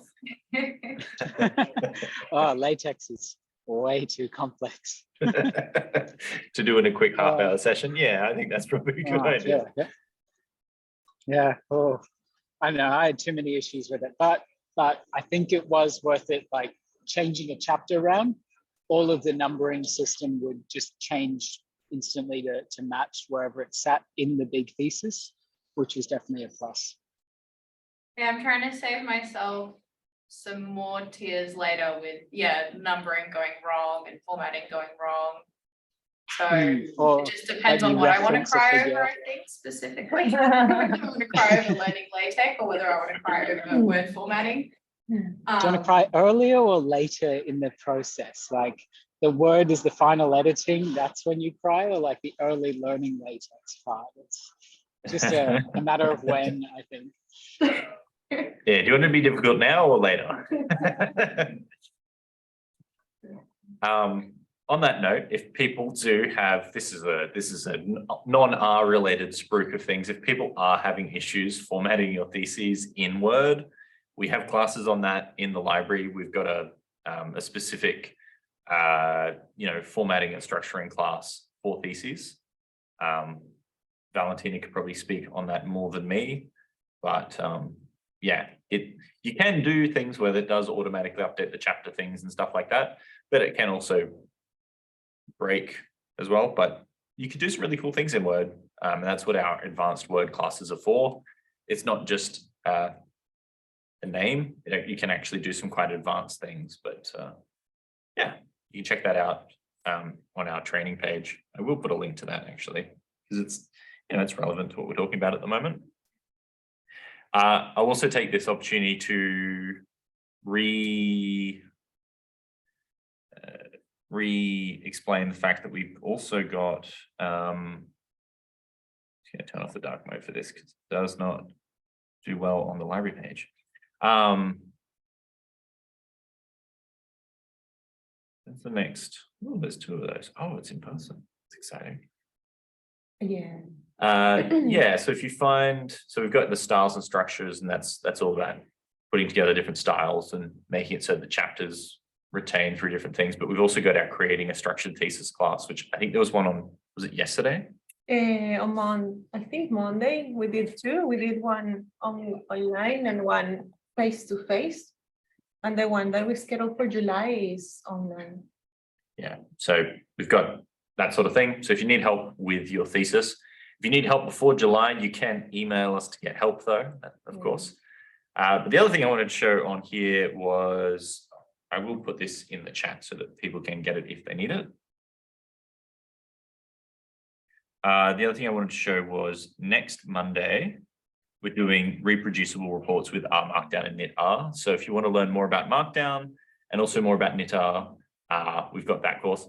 It's actually completely a coincidence that it happens that we did knitr today and we're doing it next Monday. But yeah, if you want to learn more about knitr and outputting things to PDF and HTML and stuff, you can come along to that advanced R class. If you can't make it on Monday, that's Monday afternoon from 1 to 3. You can still sign up and I'll send you out the recording if you're really keen. Cool, good question there. And the final question is Tree's question, which didn't finish writing, but that's okay. Did you have a question? Not yet, but actually I'm still doing something in R, but if I get stuck, so I will I'll make a question. Okay. If Tree does have a question, it's going to be a very interesting spatial based question. It helped a bit with trying to find the least distance path from one location to another across the ocean without going through islands. I've had that kind of question. And we found the solution using QGIS, but we're hoping to find, and because we're not using ArcGIS, hoping to find a solution for it in R as well, so that we can automate things a bit better and also potentially use the HPCs at UQ, because so that high performance computers means that when you've got lots of points going to lots of locations and it's with really big data, you can do a lot more with it. But yeah, basically the solution we use like a raster image where it kind of scored itself through those the rasters, and the fewer raster squares it has to pass through, the lower the score will be, and that will be the most direct line. And going through an island, we just had nothing inside of that raster, so it wouldn't go through the land. Oh, okay, so it wasn't like about having like boundary polygons or something. No, we tried setting up boundary polygons, it didn't work, so we converted the polygons to a raster. Mark recapture fish data, and obviously fish can't swim over land, so it's just like, in theory, the like, as the crow flies, mark recapture point is a straight line, but yeah, it kind of looks a bit silly when that straight line goes over land and it's a fish. So like mapping that to go around. And Did you get it to calculating that work? distance? No, I didn't. It's just something I thought about a while ago and forgotten about until now. So if you don't know spatial stuff, we're saying whatever, but anyway, yeah, you would expect you could just set up a boundary polygon and say, don't go through this boundary, but I couldn't get that to work. So instead we turned the polygons into raster files. Yeah, no, that's good. The islands were no data and the ocean was 1 data point per square. And so then it tries to find the quickest way through. The problem with that is that if you've got, it depends on the resolution of the raster squares then. Okay. So if you've got very coarse resolution, then it's gonna be like, is that center point land or not? And you could end up having water where there's land and land where there's water. And if you make them very small, then that means that the data is huge because it's checking what's the most direct route and it'll take forever. So that's why we want to try and do it in R and use one of the high performance computers, because then we can make it tiny and just use a supercomputer to do the difficult But if things. you use a raster approach, that's interesting because you can include additional attributes. Oh yeah. Like habitat preferences and things. Yeah, so we could make it so that the ocean's not just worth 1, but ocean that's this kind of ocean is worth, has a different kind of weighting. You can also do it on land with things like altitude. So you can make it more difficult if it's going uphill, which it would be, and find the most comfortable path through a walk or something like that. So yeah, you can do some really cool stuff with that. And if you want to do more, geospatial related stuff, you should join the community group that is there for spatial help, which is the geospatial community. They meet monthly. Oh, it's actually fortnightly now. Every fortnight. I need to actually edit the when on my page here. They've got a drop-in help session on the first Thursday of the month, so tomorrow afternoon. And then around the 3rd Thursday of the month, they have like a workshop where they have a special guest who talks about stuff. And next month is going to be Python, spatial Python stuff. So it's not R related, but it is data and research related. So yeah, you can check that out. I like that idea of having a special guest as well. So if any of you know someone that has a special tool, something that looks very interesting that may come to UQRUG to do a presentation for all of us here, please feel free to email us about that idea, and that way we can bring someone that is not necessarily part of UQRUG every week, but would like to share. Yeah, if anyone has cool special guests or anything like that to talk about some cool stuff, definitely. So while we've been chatting about spatial stuff, Raul has come to the rescue again with some more code for Laura's variable fixing stuff. So here are the functions to create the variable vector and change the first column name to variable. I've just used I put them in the drugs, in the hexblock, sorry. So maybe you could just copy them from there.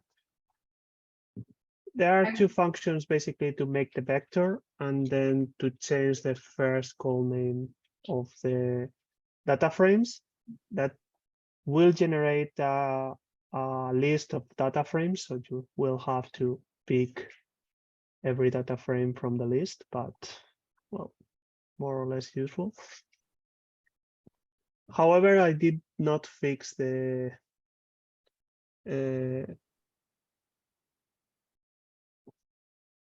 location of the chunks in the final thing. So you will have to change a little bit the final cable command to do that. But well. So you've written a function to do it all. That's great.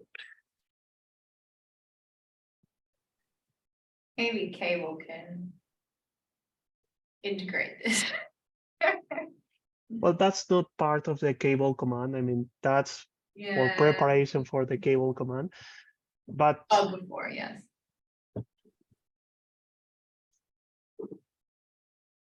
So this looks at the data frame sequence and pulls out the column names and puts that into a vector.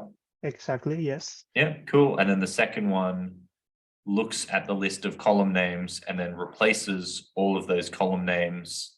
The first one, just With, the oh, first sorry, one. the first column name in the data frame with the word variable.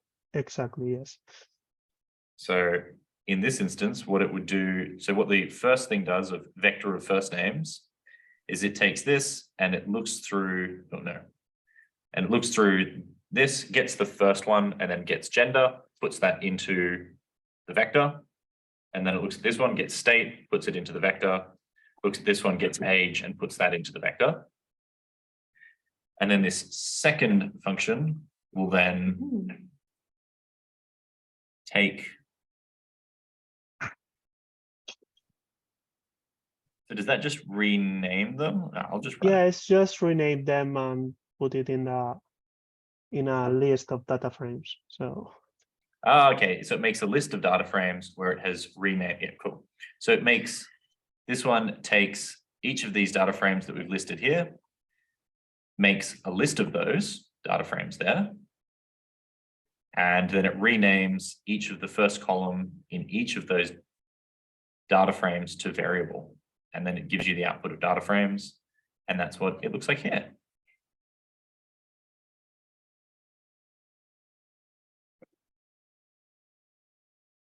So what's the last step we need to do? That we then put that into.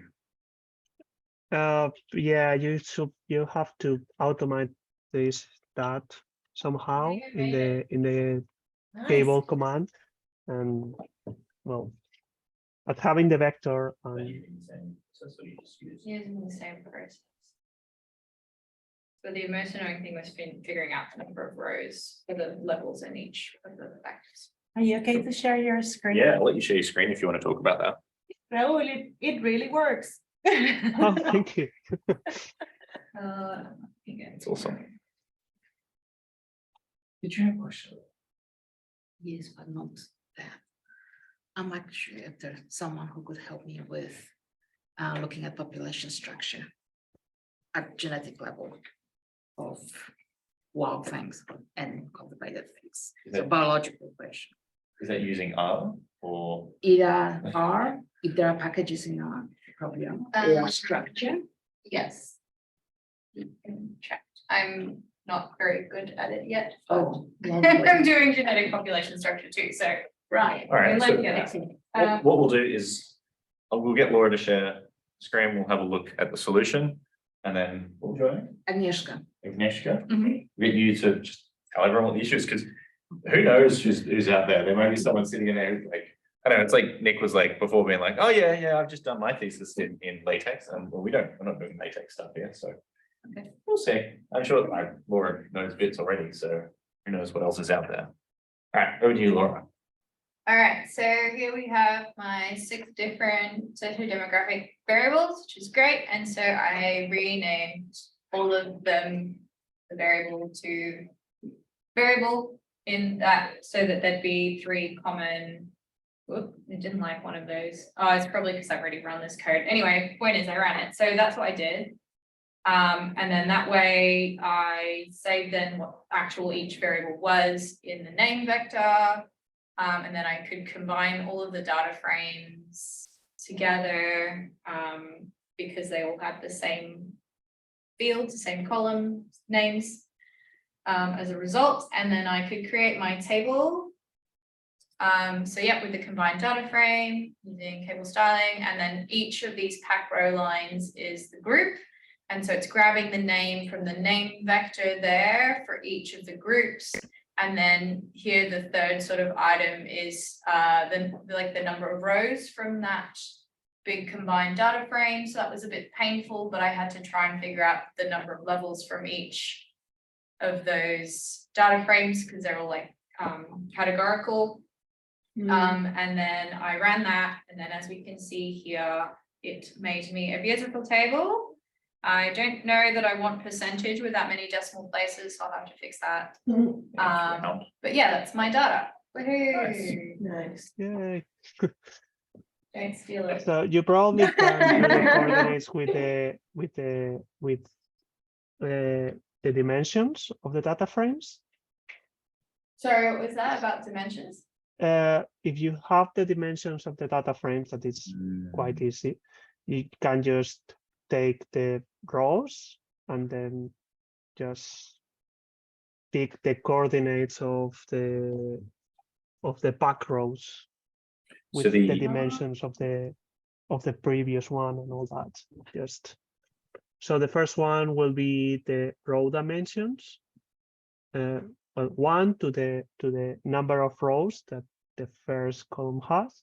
Then the second one will be 1 plus the dimensions of the first data frame, and so on. And then it's So what you're suggesting is that where she put, let's say 1 to 7, she uses dimension. Yeah. Yeah. And then same for the other ones, but Number use rows plus one. On number of rows, yes. Yeah. I'm Yeah. dimension of number of That rows would or be better, whatever. 'cause yeah, like if I make a typo or my brain calculator doesn't work so well, then that could be very annoying. And your fingers, I saw you can't think with your fingers. Yeah. Well, because say, for example, I decided that I wanted like age to be at the top instead of state, it makes it so much easier to rearrange the table. Yeah, exactly. Yeah, or if any of them changes. Yeah. Or I want to add another category or something. That's good, good Yeah. thinking. Good thinking, Rob. So instead of 7, Yeah. you change that to n row. And put Whatever in it is, percent. whatever the first one is. Okay. Wait, from like, Yeah, so from its for my first data frame? The name Yeah. of your data frame. Oh, wait, so it's, yeah, it is. Same, that's right. Okay, cool. and then the 8 would then instead be n row percent underscore state plus 1. Wait. Is that what you were suggesting, Rob? Isn't the Yeah, first row and exactly the like that. second column? That will be 1 no, plus sorry. n row percentage. No, points, good, something good. like that. Yeah. Oh, wait, n row plus 1. Yeah. Oh no, outside of n row. Yeah, plus 1, comma, N row, n row for the next thing and so on. the second, So it's yeah. it's fiddly in its own different way, but it's less Coded. fiddly and it's more coded in. So this is a slightly different approach to I think what Raoul had suggested in the end, but it works and it falls into that sort of like I think what Raoul was doing was a little bit more automated in terms of having to rename everything. Raoul wrote a function to do that. Yes, that was very impressive. And that's that kind of trade-off between, well, do I hand code it so it does each of those steps? If I just need to do it once or twice, then it's fine. But is this going to save me time later if I actually do it this way? Yes or no? Yeah. Now, an issue you are going to run into there is as we get deeper into it, it's not just going to be age, it's going to be like age plus the previous ones because it's the number of rows plus number of rows plus number of rows. I mean, you can probably just write a function for that. I mean, that seems like a direct thing to do. I don't know how, but it's Okay. the code is there, so it's all coded. So Yeah, because I probably have to function- make more of these tables. Yes. Yeah, so if it's the sort of thing you're going to be running multiple times and on different data sets, like if the number of rows in each one is going to retain consistent the whole time, what you did the first time is probably the best way to do it. But if those number of rows may change through time, doing it automated is definitely a better option. Yes. Okay. Cool. All right. Right. I'll just finish this and see if it works. I think it's gonna. It might. I think it's gonna not work. Let's see. Oh, wait, hold on. What's going on? you're missing A bracket. I'm missing a a bracket. bracket, yeah. So for those who haven't come across this before, if you look down in the console and there's a bunch of pluses, it means that it's waiting for the end of the thing, and it usually means you've forgotten to put a row somewhere. No, I think it did a thing. Did it work? Yeah, it didn't come up with an error message, unless this is a different table. No, you have to That's click your- table again. I just clear this. See if it works. You'll have to run table at the end as well. Oh, yeah, run table, that's right. Yeah. Ooh, ooh. Oh, it's done some Oh, weird. That's So- weird. So what's happened is Something's gone wrong with Packroad. so if you scroll up to the so we've got 1 to n row percent state. Can you run n row percent state by itself? So just highlight that and just run it by itself, just so we can just check what number it's going to get. 7. So that should be 1 to 7. Which is doing something weird. So I think the issue that's happening here is so we've got 1 to 7, that's good. Then the next one should be 7 to Would be 8 to whatever it was. 8 to whatever it was. However, the number of rows in percent gender is not 8 or whatever. It's going to be like 2. 3 3. for some reason. Can you Makes put sense. as numeric or something like that in n rows? Just to Well, see it. good. I think the issue is that it needs to be n row percent state plus 1, and then the next thing needs to be n row percent gender plus n row percent state, because it needs to be those two sitting on top of each Okay. other, and each time it's going to grow into this big thing. So it's probably not the So best you're way to right, write this. what's happening. It's not the best way to write this code. No. There's probably a better way of doing it. But unless someone has an immediate answer now, it's 7 minutes too, so we will throw it over here. It's mostly worked and I'm happy. That's the main thing. I'll just. Yeah, we can find ways to automate it going forward, but yeah, we will start to wrap up, but I do want to throw it to you with your questions. So do you want to, like, everyone can hear you through these Okay, mics, so you can just talk to everyone. So I have a collection of 500 fungal isolates from the wild, and I've genotyped them. So I've got a whole lot of SNP markers for them, and I want to do a population structure analysis on those isolates. And I've heard of structure as a software package that can do that, but I have no idea how to use it. And so I really just needed some help with how to organize my matrices to feed into structure and what to look out for. Any tips, any help? Yeah, so it's probably more of a pop gen analyses question than maybe an R question, even though you run structure in R. I haven't used structure before, so I don't know what's involved with the kerning just yet. That is a future me problem. Very nearly future me problem. I guess just having a clear idea of what your questions are and then like your groupings, whether it's like a priori or whether you're trying to like figure out what the, like, is it populations or species we're looking at? Oh, it's all within one species. Within one species or Yeah. populations, like, So yeah, whether you're defining your populations or whether. I want to you're see kind if there is a population Yeah. structure to begin with. So some of the isolates, like over 300 of them, are from one area, geographical area. Yeah, And I just want to see if there is any population structure or if it's all just big mishmash.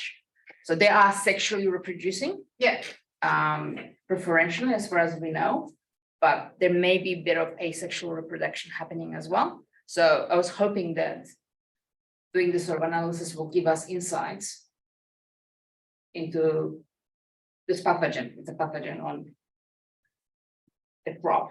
yeah. Yeah. Well, I don't know, I suppose the only thing I would recommend is just looking specifically at any kind of documentation for structure, but I don't know if you have supervisors that can help you specifically. No, Yeah, that's the thing. everyone sort of says, oh yes, I want to use it, but I'm not quite Yeah. there yet. And What school are you in? I'm in coffee, Oh, you're in Coffee, crop, okay. Center for Crop Sciences. And there's no genomics people. Oh, there are lots of, but not not necessarily necessarily, yeah. Okay, yeah. Maybe getting in contact with Cynthia Reginos. Are you just trying to make like one of those plots where you can like show the difference between each of the genomes? It's a structure plot. It's like a horrendous. Yeah, I don't remember the proper name for it. Sorry.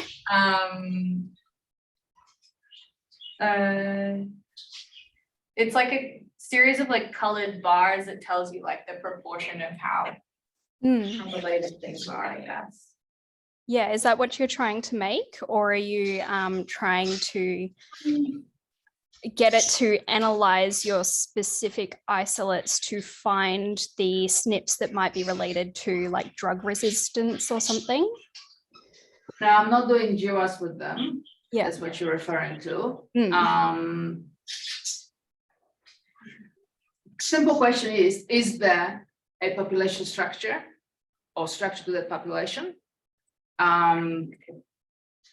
Or not in that, at least within that one country or that one geographical location. Yeah. Because PCA doesn't, yeah, so I've done PCA, I've worked with Darwin to look at neighbor joining trees and that sort of stuff. And there is a hint that there might be some clustering, but it's vague. And I just thought I want to have a look in using a different method. I think I have come across something that might work, but I can't think of it off the top of my head. So I might be able to like email you or something if I think of it, if that's all right. Yeah. Is your name in the hedge doc? No. Probably not. Okay, we can make the docs about it. We can details there if you can. Yeah. It's a.mudge@uq.edu.au. It's about hedge dog. Imagine I'll keep an eye out for you, and yeah, I'll send it through if I can remember what it is. Sorry, can I share just a second my screen? Yeah, of course, go for it. And email. Okay, just put your school there. so is this what you're looking for? Is that what you're after? Yeah. Just give us 1 second, Raul. Okay. Thank you for proposing a solution. He's asking if that is what you're looking for. More or less type of graph you're looking for, or I'm not familiar with these graphs. that's usually to represent diversity within different places. Okay. That's more or less like that. It's simple bar plots. Can you zoom in that image or those images? We see yeah, it very small. Probably. Thank you. Oh, that's much better. Okay. So is this type of graph what you're looking for, like bars like this? Okay, let's see. So we have relative. I suppose so. I don't know, to be honest. Family. Oh, that's is that coding for amino acids? Structure software, sorry, which is actually separate to R. It's its own software.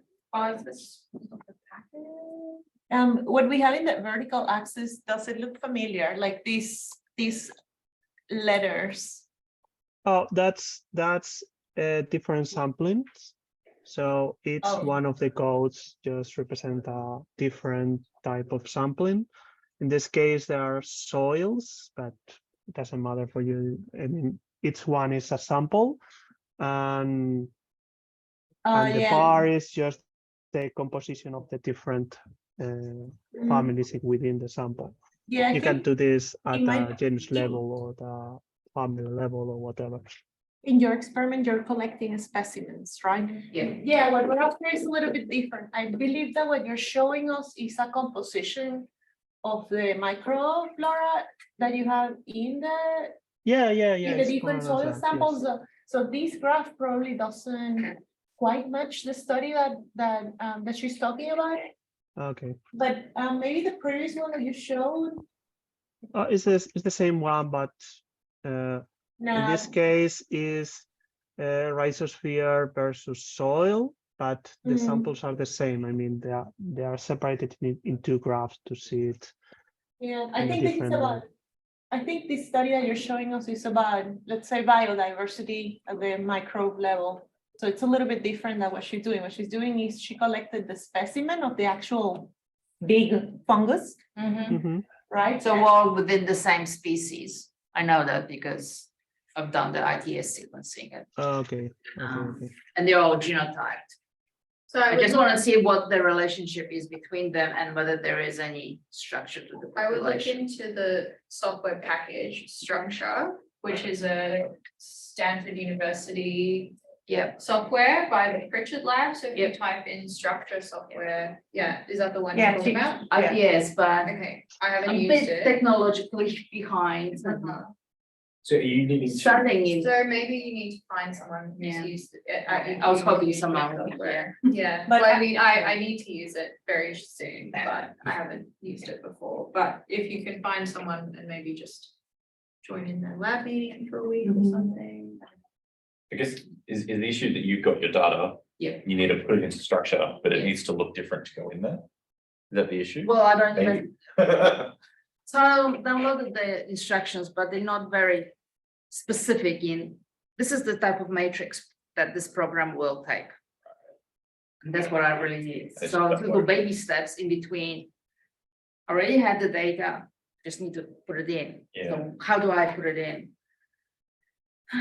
And so Because every program is different, they all want different Are you connected in? matrices organized. Sorry?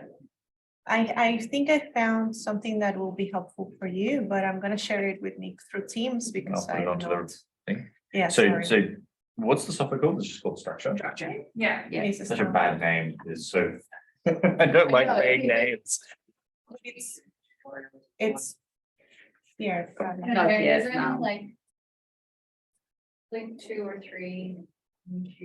The documentation that I'm sharing, to Nick. So the first, one of the links that I'm sharing with Nick is the link to the actual software to download it and what else, which is the one that you found, right?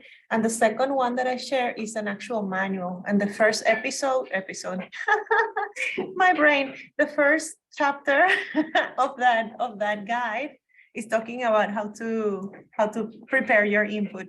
Okay. So I'm literally I just found the thing. I'm not really versed on anything, but you So know. the PDF was the guide and the other one was where to download? Yeah, the PDF is the thing that I think is gonna help her because she needs, chapter 2 is literally format the data file. Yeah. So how your rows have to look like, how the individual genotype goes in, what to do if you're missing some of the genotype data, components of the data file in general, and how to deal with formatting errors. So I think if you look at that chapter 2, you're gonna be sweet.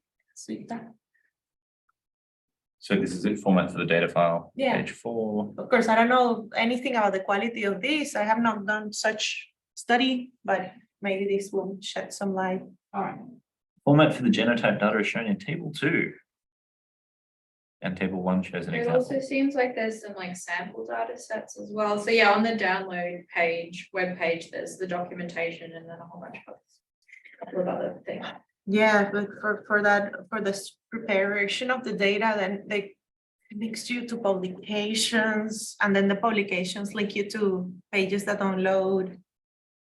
Yeah, that's always fun. But yeah, I just had a quick YouTube, and I think there are some like YouTube tutorials as well. So they might have more of a step-by-step. And I always find it a bit easier when you can like actually visualize like what you do instead of looking at something like, what's on the screen now, which is, that's my brain. Okay, good, not just you. So one thing I will say, so that if you've got your data in one format and you need to look like that, and that makes sense to you, cool. No, it doesn't. Good, cool. See, what makes more sense to me is table one as an example there. So you've got, you know, what the individual something, and then, anyway, if that's the way it needs to look and it looks different, we can use something like R to reformat it to get it into that shape, but I'm sure there's guides online for that. If they are using R, we can definitely help you with that process. So data wrangling and cleaning is a useful part of R. You know, you can use something like tidyr or dplyr to reshape things and make it have the columns that you need and everything like that. So that's something we could definitely help with. Okay. So if you can, if you find the resources to know what it needs to look like, then we can go from there. If you know what you need to achieve and you have your data. Yeah, And not you know how to- phylogenetic tree. I've already done that. But maybe you do have to take it a couple of steps back to be able to input your data in the software. Yeah, Like that's make it a little bit a bit- lower, if yeah. that makes any sense. All right. Excellent, we're so- over time already. Yeah, thank you, everybody. So I've put in that hedge doc, Yeah, I've put all links right, to I the found it. structure and Yeah. that as well.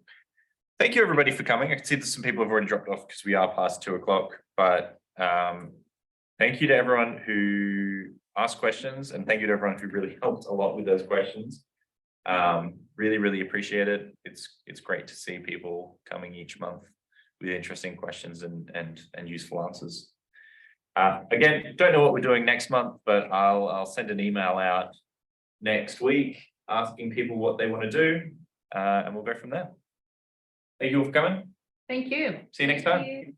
Bye. Thank you, Raoul. Thank you so much.